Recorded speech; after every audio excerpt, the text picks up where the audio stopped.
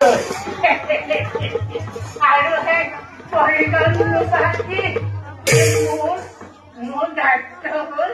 কুঁৱৰীৰ ওপৰত দৃষ্টি ৰখা আৰু ইয়াৰ সংবাদ দি ৰজাৰ পৰা পুৰস্কাৰ লোৱা সুন্দৰ যুৱতী থাকিলে যুৱকৰ আগমন ঘটিবই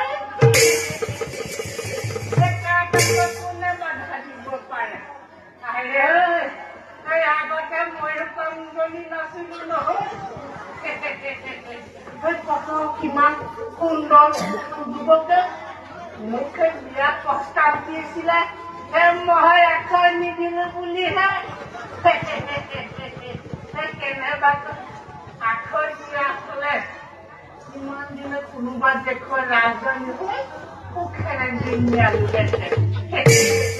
এতিয়া আকৌ পুৰি পৰিমূৰৰ বিধ নহয়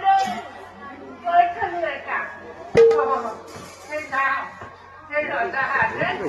পালন কৰোঁগৈ মোৰ দায়িত্ব থাকবা